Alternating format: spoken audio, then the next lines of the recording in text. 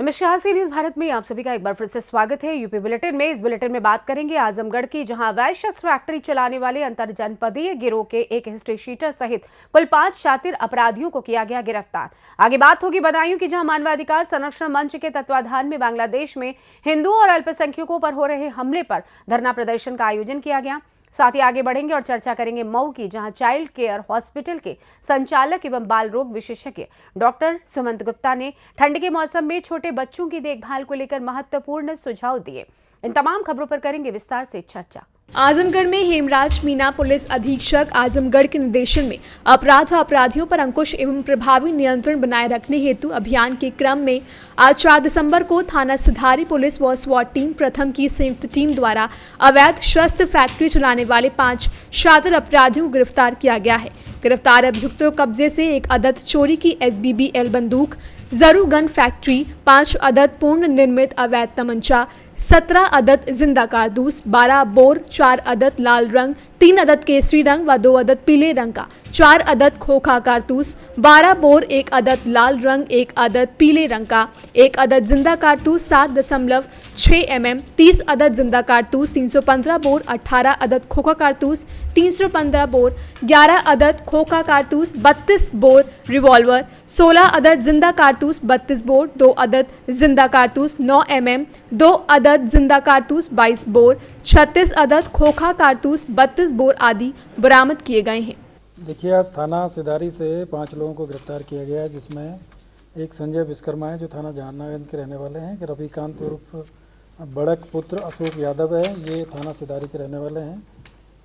एक रामविलास चौहान है, ये जहानागंज के रहने वाले, पंकज निषाद हैं, ये भी थाना सिधारी के रहने वाले हैं, और एक मुंशी राम पुत्र बैरागी हैं, ये जनपद आजमगढ़ के ही जहानागंज थाने के रहने वाले हैं, और एक व्यक्ति है जो वांछित इसमें किया गया है, रामधारी राजभर। इस तरीके से टोटल ये 6 लोगों का एक गैंग हम लोगों ने पकड़ा है, और इनके पास से बड़ी मात्रा में असले बनाने के औजार मिले हैं, और साथ ही साथ इनके पास से एक चोरी की गई जो सिंगल बैरल जो गन है, जो जहूर गन फैक्ट्री श्रीनगर से बनी है, वो इनके पास से मिली है। 5 अदद पूर्ण निर्मित जो तमंचा है वो इनके पास से मिले हैं। इसके अलावा 68 जो कार्टेज हैं वो इनके पास से मिले हैं, और 69 जो एम्प्टी कार्टेज हैं वो इनके पास से मिले हैं। एक मैगजीन मिली है लोहे की और 32 बोर की। इसके अलावा एक अर्धनिर्मित तमंचा इनके पास से मिला है 315 बोर का। 2 मोटरसाइकिल मिली हैं, और इसके अलावा टोटल इस तरह के जो इनके पास में खराद और जो औजार बनाने के करीब 73 के आसपास में जो आइटम है, जो कि इक्विपमेंट बनाने के, और जो इनके पास से बरामद हुए हैं। और पूछताछ में जब इनसे जानकारी की गई थी, ये जानकारी मिली कि इन लोगों के द्वारा ऑन डिमांड इस तरह की जो सप्लाई की जा रही थी, और जो कबाड़ी के यहाँ से ये सामान परचेज कर लेते थे, जैसे कि बैरल बनाने के लिए जो पाइप वगैरह हैं, और बाकी जो सामान है उसको यहाँ पे ये लोग अरेंज करके, और जहाँ पे भी लोगों को ज़रूरत होती थी उनको ये लोग बना के इस तरह का जो वेपन है वो काफ़ी दिन से दे रहे थे। इसमें पंकज निषाद और रविकांत और बड़क हैं ये, और मुंशी के द्वारा जगह जगह ले जाके बाइक से इन लोगों को बेचते थे। और साथ ही साथ जो पूर्व में जो जेल में गया है, इसमें से जो रामधारी राजभर है, ये बसई ललुआ कला थाना देवगांव आजमगढ़ का है। ये पहले से गाजीपुर जेल में बंद है। ये भी हथियारों की जो बेचने के ही आरोप में जेल में बंद है। तो इस तरीके से कि बड़ा गैंग था जो कि काम कर रहा था, और लगातार यहाँ पे जनपद में जो इस तरह की जो घटनाएं होती हैं, जो कि अवैध तरह से जो किसी को गोली मार देना या इस तरह की जो चीज़ें होती हैं, तो उसमें ये सारे हथियार हैं इनकी ऑन डिमांड यहाँ पे बिक्री ये लोग कर रहे थे। तो एक बड़ी मात्रा में एक अच्छी कार्रवाई पुलिस के द्वारा इसमें की गई है, और बड़ी मात्रा में सफलता मिली है। और साथ ही साथ पूर्व में इनके द्वारा कई लोगों को और भी इसमें तमंचे बेचे गए हैं, उसकी जानकारी हम लोग कर रहे हैं। इन सभी के ऊपर गैंगस्टर एक्ट की कार्रवाई भी की जाएगी, और इससे निश्चित तौर पे जो इस तरह के जो लोग हैं जो कि इलीगली जो असले लेते हैं। और इसके अलावा एक चीज़ इसमें इंटरेस्टिंग चीज़ ये भी मिली है कि इनके पास से जो बड़ी मात्रा में जो कार्टेज हैं वो मिले हैं लाइव और एम्प्टी। तो ये भी जानकारी मिल रही है कि कुछ लोग लाइसेंसी जो असले रखते हैं, उन लोगों के द्वारा भी इनको जो प्रोवाइड कराया जा रहा है। उन लोगों को हम चिन्हित कर रहे हैं कि इन्होंने कहाँ से ये जो प्रोहिबिटेड बोर के जो भी जो कार्टेज हैं ये इन्होंने परचेज़ किए हैं, और जो किसके यहाँ से इन्होंने प्राप्त किए। एक इसमें जो कि प्रोहिबिटेड बोर का एक 315 का एक कार्टेज भी इसमें मिला है, जो कि जनरली सिविल उसमें नहीं मिलता है। तो ये इनका ये जो गैंग है काफ़ी एक तरीके से ये अंतर्राज्यीय टाइप का गैंग था, मतलब जो इंटर डिस्ट्रिक्ट इनका एक क्राइम का वो था, और ये लोग बिहार से और सब जगह से कनेक्टेड थे, इसलिए इनके पास में इस तरह की जो चीज़ें मिल रही थी और काफ़ी बड़े अरसे से, मतलब लंबे अरसे से लोग ये काम कर रहे थे। सर डिमांड होम डिलीवरी का भी मामला आ रहा है, तो ये क्या है? जैसे स्विगी, देखिए मतलब ये लोग, जैसे आजकल पुलिस की जब सख्ती रहती है तो पहले ये होता था कि कहीं फैक्ट्री डाल दी, लेकिन अब ये लोग टेलीफोन का टाइम है, मतलब सभी के पास मोबाइल होते हैं, तो जिसको ज़रूरत होती है उसको ये लोग उससे पहले ऑर्डर लेते थे, फिर बना के उसको जहाँ पे ज़रूरत होती थी वहाँ ये भिजवा देते थे। सर एक चीज़ बहुत महत्वपूर्ण है इसमें, ज़ारोगन का जो जहाँ से इन लोगों ने लिया था, क्या उस मॉडल को ये लोग ले करके उसका एक कॉपी बनाते थे या फिर उसको लेने का उद्देश्य? देखिए अभी उसमें हम लोग जांच पड़ताल कर रहे हैं कि ये जो चोरी की जो इनके पास से जो गन बरामद हुई है, इसका कहीं पे मुकदमा, चूँकि ये एक फैक्ट्री मेड गन है और इसका कहीं ना कहीं चोरी हुई होगी तो इसका मुकदमा भी लिखा गया होगा, तो उसकी हम लोग अभी इसमें जान पहचान करेंगे कहाँ पे से चोरी हुई है, और चोरी हुई थी तो वहाँ पे कोई मुकदमा पंजीकृत है या नहीं है, किसके नाम से गन को ख़रीदा गया था, तो इसकी जानकारी हम लोग करेंगे। थाना सिधारी हमारे एसओजी टीम और एएसपी साहब, इनकी जो टीम है इसमें काफ़ी मेहनत किया है और ये अच्छा एक गैंग को इन्होंने पकड़ा है। इसके लिए मेरी तरफ से इसमें सभी को 15,000 रुपये का नगद पुरस्कार भी इसमें दिया जा रहा है। आजमगढ़ से सी न्यूज संवाददाता सीबी भास्कर की रिपोर्ट। बदायूं जिले में मानवाधिकार संरक्षण मंच के तत्वावधान में बांग्लादेश में हिंदुओं और अल्पसंख्यकों पर हो रहे हमले और अत्याचार के विरोध में बदायूं क्लब में जनसभा व धरना प्रदर्शन का आयोजन किया गया। इसके बाद महामहिम राष्ट्रपति के नाम ज्ञापन जिलाधिकारी बदायूं को सौंपा गया। जनसभा व धरना प्रदर्शन में बदायूं के कोने कोने से सैकड़ों लोग बस और कार के माध्यम से बदायूं क्लब पहुंचे हैं। बदायूं से सी न्यूज संवाददाता प्रताप की रिपोर्ट। मऊ जनपद के मोहम्मदाबाद गोहाना स्थित केशरी राज चाइल्ड केयर सेंटर के संचालक एवं बाल रोग विशेषज्ञ डॉक्टर सुमन गुप्ता ने ठंड के मौसम में छोटे बच्चों की देखभाल को लेकर महत्वपूर्ण सुझाव दिए हैं। उन्होंने कहा कि सर्दियों में बच्चों को गर्म कपड़े पहनाना और उनके हाथ पैर ढक कर रखना बेहद जरूरी है। बच्चों को ठंडे पानी और ठंडी हवा से बचाना चाहिए। डायरिया जैसी बीमारियों से बचने के लिए उन्होंने साफ सफाई पर जोर दिया। बच्चों को केवल उबला या साफ पानी पिलाएं और उनका खाना हमेशा ढक कर रखें। शिशुओं के लिए स्तनपान जारी रखना आवश्यक है क्योंकि यह उनके इम्यून सिस्टम को मजबूत बनाता है।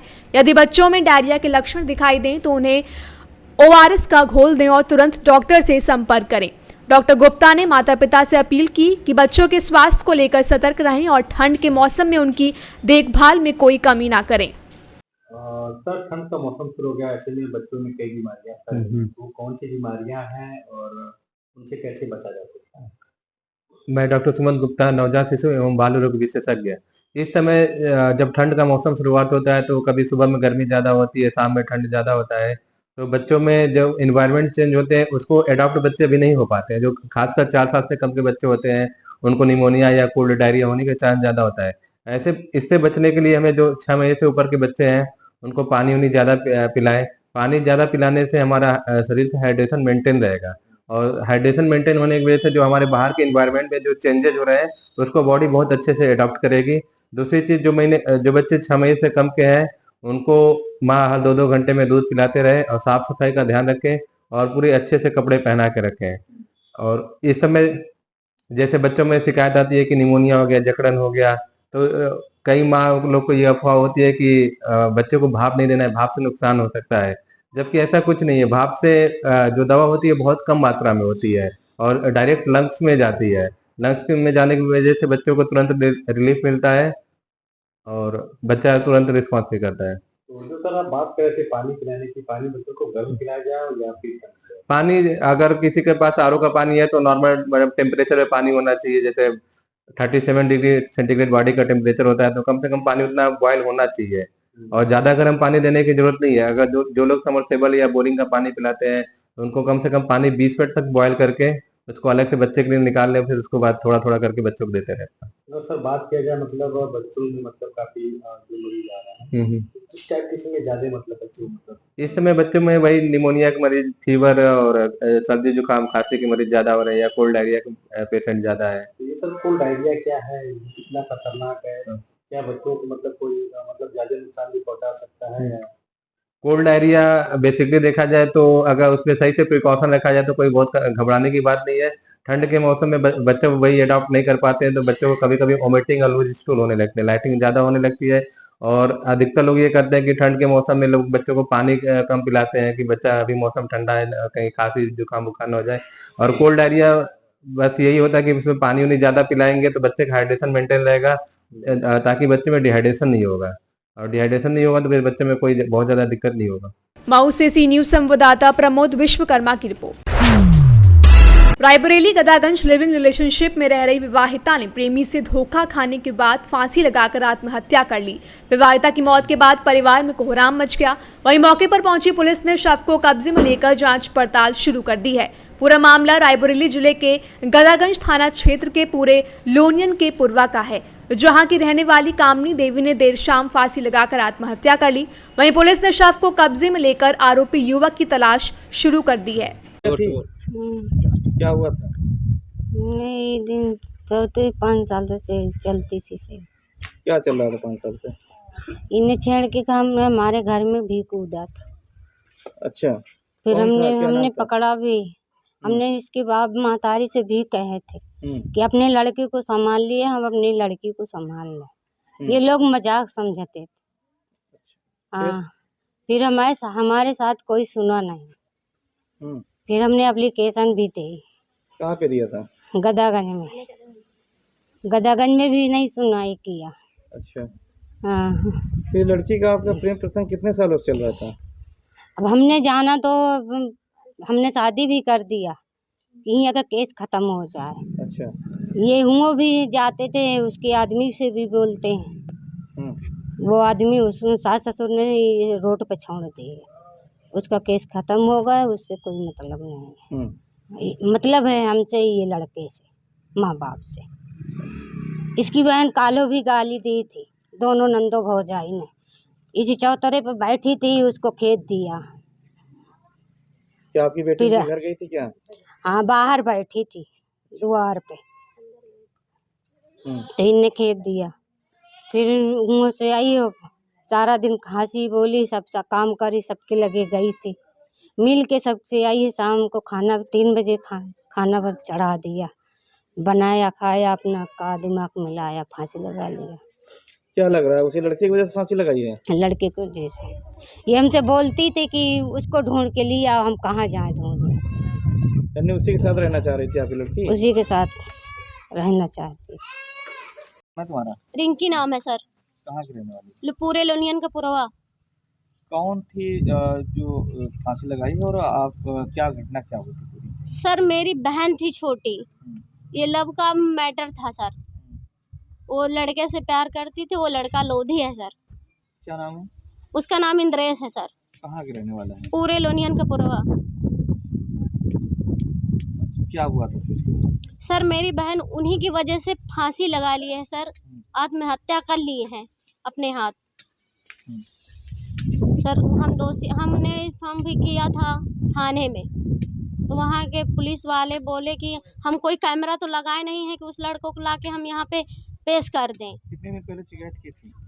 सर हो गए 2-4 दिन, 2 दिन का टाइम दिया, 2 दिन में ये सब हो गया सर। अच्छा, थाने कौन कौन गया था शिकायत करने? मेरी मम्मी गई थी, हम गए थे सर, मेरी छोटी बहन गई थी। शादी वादी भी हुई थी बहन की? हाँ, शादी भी हो गई, वहाँ भी वो लड़का बात करता था, उनके ससुराल वालों से भी बात करता था। वो बोलता था कि हम इनको रखेंगे, वो लड़का बोलता था। अच्छा, बोलता था वहाँ पे कि उनके पति से भी बोलता था कि हम उनसे प्यार करते हैं, हम वहाँ उनको रखेंगे।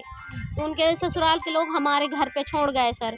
कि 2 दिन उनके लड़के घर में थी वो मेरी बहन, तो उनने मार के भगा दिया सर। अच्छा, जी सर। फिर उसने अपना ये कर दिया, अपने हाथ में पता नहीं कैसे सोचा, ये सब कर लिया। जी सर। और थाने में अगर हम लोगों की बात सुनी जाती, कार्रवाई की जाती, तो ये सब नहीं होता सर। सुनी नहीं गई आपने? नहीं सर, 2 दिन का टाइम दिया। अब 1 दिन का पहले टाइम दिया जब हमने इन्फॉर्म किया था सर, तो बोले रात भर में ढूंढ के लाएंगे।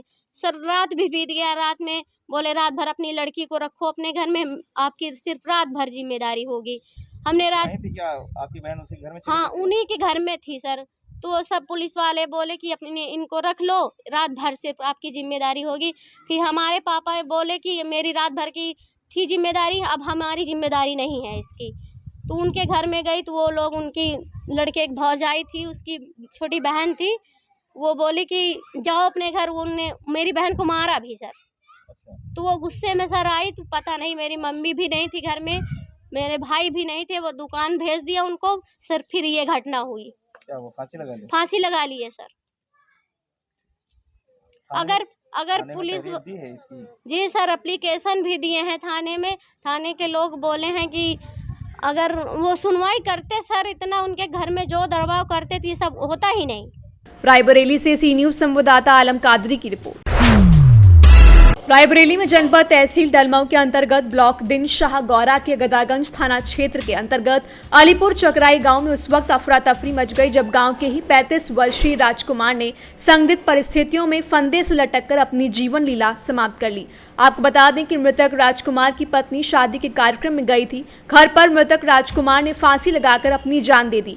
जब मृतक की भाभी ने इसके बारे में फोन करके बताया कि आपके पति ने आत्महत्या कर ली है, तो मैं वहां से घर आई और देखा कि मेरे पति ने फंदे से लटककर अपनी जान दे दी। इस संबंध में मृतक की पत्नी ने गदागंज थाने में लिखित तहरीर देकर न्याय की गुहार लगाई है। रायबरेली से सी न्यूज संवाददाता आलम कादरी की रिपोर्ट। फिलहाल के लिए यूपी बुलेटिन में बस इतना ही। देश दुनिया की तमाम बड़ी खबरों को जानने के लिए जुड़े रहिए सी न्यूज भारत के साथ। हर खबर आपके साथ, आपके हाथ।